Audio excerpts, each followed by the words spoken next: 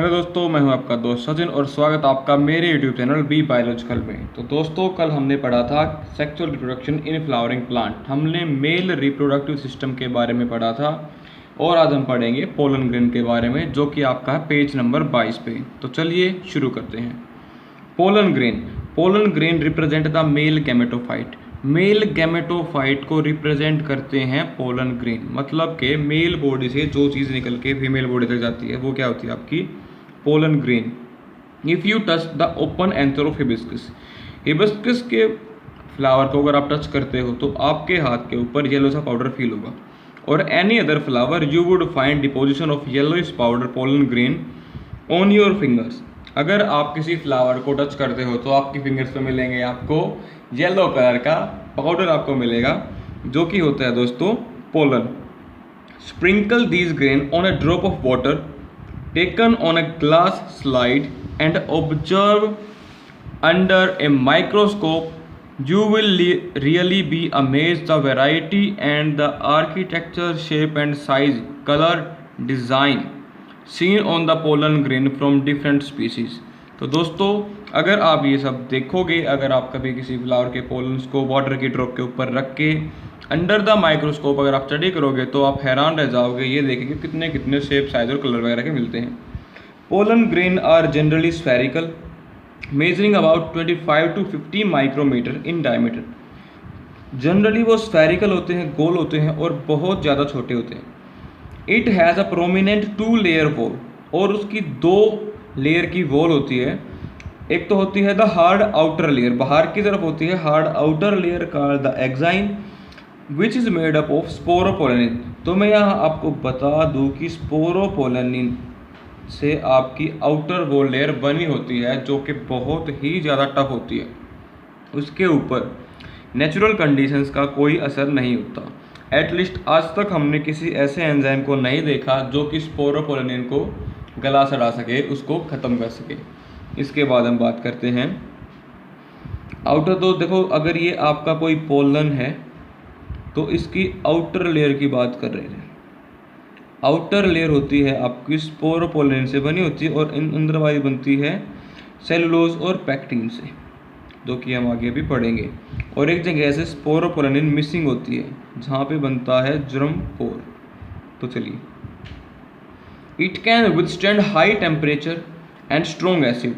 Withstand होता है बने रहना ज़्यादा टाइम तक किसी भी एडवर्स कंडीशन में। तो ये हाई टेम्परेचर और स्ट्रॉन्ग एसिड या एल्कली जो बेसिस वगैरह होते हैं वहाँ पे इसको कोई फर्क नहीं पड़ता।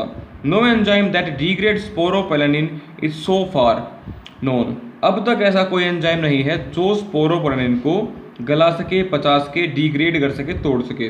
Pollen grain exine has prominent aperture called germ pore. Pollen grain के ऊपर एक्साइन में एक अपर्चर होता है जिसको बोलते हैं germ pore. Where sporopollenin is absent, और जहाँ से स्पोरोपोलेनिन एब्सेंट होती है। अभी दोस्तों हमने कहा था कि स्पोरोपोलेनिन बहुत ही ज़्यादा टफ होती है। तो अगर ऐसा है तो अंदर से एम्ब्रियो कैसे बाहर निकलेगा?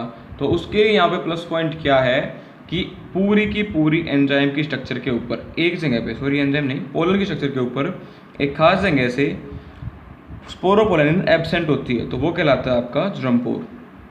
Pollen grain are well preserved as fossil because of the presence of sporopollenin. बहुत देखो क्या लिखा है, पोलन ग्रेन वेल प्रिजर्व। यहाँ से क्वेश्चन आता है दोस्तों कि पोलन ग्रेन एक अच्छे फॉसिल बनते हैं क्यों? ये बहुत ही इंपॉर्टेंट यहाँ से पॉइंट है। Pollen grain are well preserve as fossil. अब दोस्तों हमने बात की थी स्पोरोपोलेनिन की, जो गलती सटती तो है नहीं, तो इसका मतलब ये कि हज़ारों सालों तक पोलन्स पड़े रहेंगे safe because of the presence of sporopollenin. तो स्पोरोपोलेनिन वो रीजन है जिसकी वजह से पोलन्स अच्छे फॉसिल बन पाते हैं। The exine exhibit A fascinating era of pattern and design. Exine के ऊपर बहुत ही आश्चर्यचकित कर देने वाले कमाल के डिज़ाइन होते हैं। द क्वेश्चन है, why do you think the exine should be hard, what is the function of germ pore. तो ये क्यों आपको लगता है कि हार्ड होती है और क्या काम है जर्मपोर का? तो दोस्तों हार्ड इसलिए है ताकि वो सेफ रहे, और जर्मपोर का फंक्शन ये है कि एम्ब्रियो बाहर निकल सके। द इनर वॉल, अब बात करेंगे इनर वॉल की। The inner wall of the pollen grain is called intine.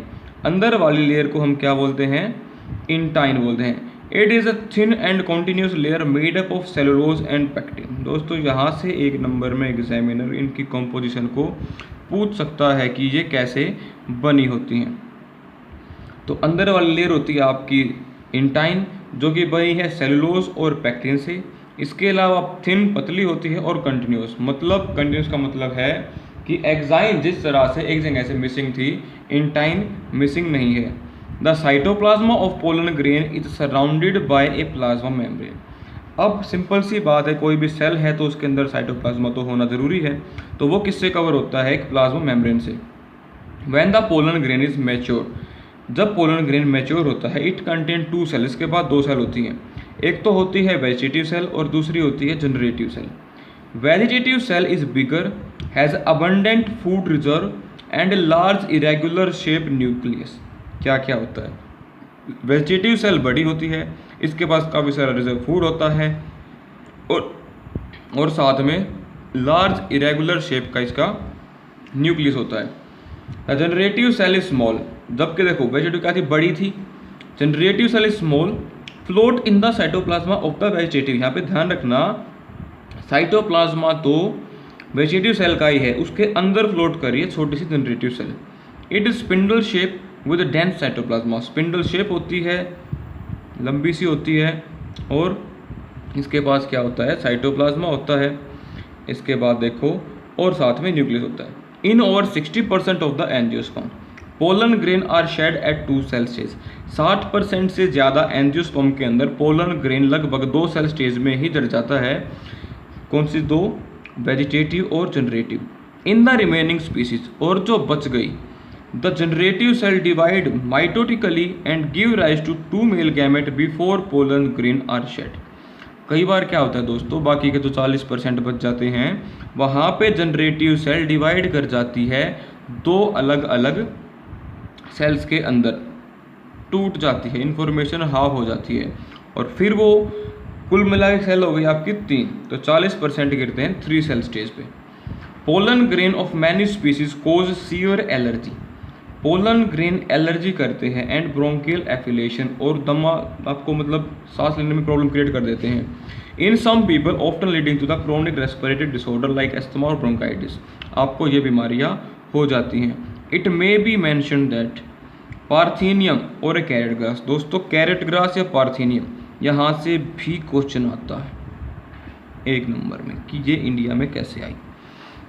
दोस्तों पार्थेनियम या कैरेट ग्रास, जिसको हम नॉर्मली कांग्रेस घास भी बोलते हैं, जो कि आपके नाले वगैरह पे या खाली प्लॉट वगैरह में जनरली आपको उगी मिल जाती है। गंदी सी घास होती है ये, मैली मैली सी। The came into India as a contaminant. ये इंडिया में कैसे है? कंटेमिनेंट मतलब कि पोल्यूटेंट की तरह आई थी। किसके साथ? इम्पोर्टेड वीट के साथ, जो वीट हमने इम्पोर्ट किया था। It has become ubiquitous in occurrence and cause pollen allergy. और ये क्या करती है? पोलन एलर्जी फैला देती है दोस्तों। तो आगे चलते हैं अपने नेक्स्ट पेज पे। नेक्स्ट पेज अपना दोस्तों page number 24। Pollen grains are rich in nutrient. It has become a fashion in recent year to use pollen tablet as food supplement. दोस्तों पोलन ग्रेन बहुत ही ज़्यादा न्यूट्रिएंट से भरे होते हैं। आजकल एक फैशन चल पड़ा है इनको टैबलेट और सिरप की फॉर्म में लेने का। In western country a large number of pollen product in the form of tablet and syrup are available in the market. बहुत सारे डिफरेंट मार्केट के अंदर, विदेशी मार्केट के अंदर पोलन टैबलेट और पोलन सिरप मिलते हैं। Pollen consumption has been claim to increase the performance of athletes and race horses. और ये माना जाता है कि पोलन लेने से रेस हॉर्स और एथलेटिक्स के खिलाड़ियों की परफॉर्मेंस में काफ़ी ज़्यादा इंप्रूवमेंट देखने को मिलता है। When once they are shed, जब पोलन गिर जाता है, pollen grain have to land on the stigma before they lose viability if they have to bring about fertilisation. अगर एंथर से पोलन निकल जाता है, उसको बहुत ही जल्दी पहुंचना होता है फीमेल फ्लावर तक ताकि वो फर्टिलाइज कर सके उसकी विएबिलिटी को, उसके पोटेंशियल को ख़त्म होने से पहले पहले। हाउ लॉन्ग, कितना time do you think that pollen grain retain viable? तो आपके हिसाब से कितना टाइम तक उसको रहना पड़ेगा विएबल? तो इसके बारे में हम बात करते हैं यहाँ पे। The period for which pollen grain remain viable is highly variable and to some extent depend on the prevailing temperature and the humidity. ये सबका अलग अलग होता है और मेनली डिपेंड करता है किसके ऊपर? टेम्परेचर और ह्यूमिडिटी जो उसको दी जा रही है। इन सम सीरियल्स, अगर अनाजों की बात करें लाइक राइस और वीट, चावल और धान और गेहूं की बात करें, pollen grain lose viability within 30 minutes, और वो लगभग 30 मिनट के अंदर खराब हो जाता है। अब बेशक से होता है 30 मिनट बहुत होती हैं, आप पूरे भरे खेत के अंदर ग्रो कर रहे हो अनाज को, तो 30 मिनट बहुत ज़्यादा होती हैं। एक भी हवा का झोंका अगर आ गया तो वो अपने आप शिफ्ट कर जाएंगे। And in some member of Rosaceae, Leguminosae, Solanaceae, अगर आप इनकी बात करो दोस्तों, Rosaceae, Leguminosae and Solanaceae, they maintain viability for months, और ये काफ़ी मंथ्स तक इनके पोलन विएबल रह सकते हैं। You may have heard of storing semen sperm of many animal including human for artificial insemination, आपने सुना होगा कि स्पर्म और सीमन को हम स्टोर रख सकते हैं काफ़ी लंबे टाइम तक आर्टिफिशियली इंसेमिनेट करने के लिए। It is possible to store pollen grain of a large number of species for years, ऐसा पॉसिबल है कि हम इनको सालों साल तक बचा के रख सकते हैं, बट कंडीशन क्या है, लिक्विड नाइट्रोजन के अंदर, मतलब कि -196 डिग्री सेल्सियस टेम्परेचर पे। अब ऐसे टेम्परेचर में क्या होगा, जो पोलन का मेटाबॉलिज्म होता है वो काफ़ी स्लो हो जाता है। Such stored pollen can be use as pollen banks similar to seed bank in crop breeding program, तो ये स्पर्म बैंक और सीड बैंक की तरह ही इस्तेमाल होते हैं दोस्तों। इसके बाद अपना टॉपिक है pistil, microsporangium, ovule and the embryo sac, ये हम पढ़ेंगे अपनी अगली वीडियो में। तब तक के लिए खुश रहें, आबाद रहें, तूफान से बचे रहें। जय हिंद, जय भारत। अगर वीडियो पसंद आए तो लाइक, शेयर और सब्सक्राइब जरूर करें। जय हिंद।